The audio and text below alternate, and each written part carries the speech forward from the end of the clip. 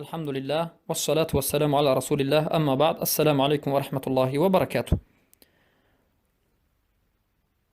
به ما سوال آمده است که آیا سری سال کردن جایز است یا نیست؟ البته برادران و خواهران عزیزم، بارک الله فیکم، هر آن عملی که رسول اکرم صلی الله علیه و سلم انجام ندادند، انجام دادن این عمل گمراهی است، بدعت است و عاقبتش نار و جهنم است.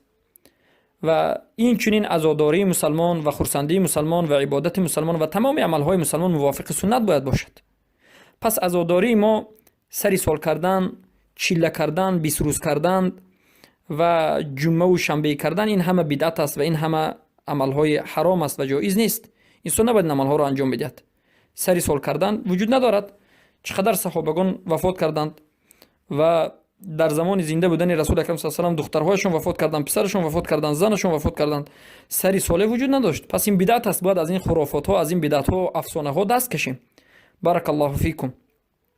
و توبه به سوی الله سبحانه و تعالی بکنیم.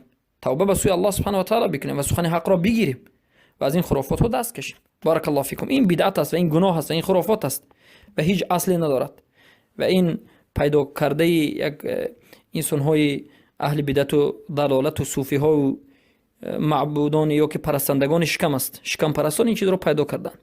بارک الله فیکم.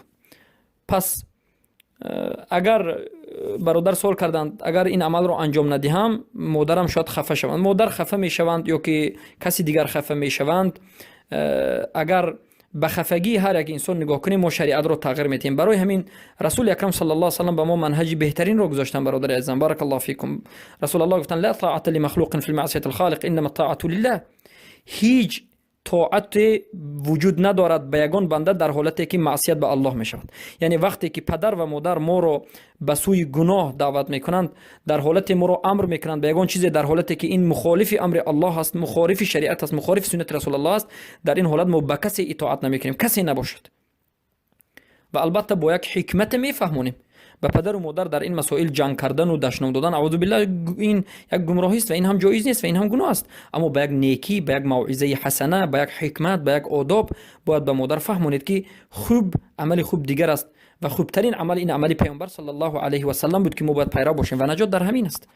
اما طاعت و اطاعت این فقط به الله است، فقط به حکم الله است. بارک الله فیکم.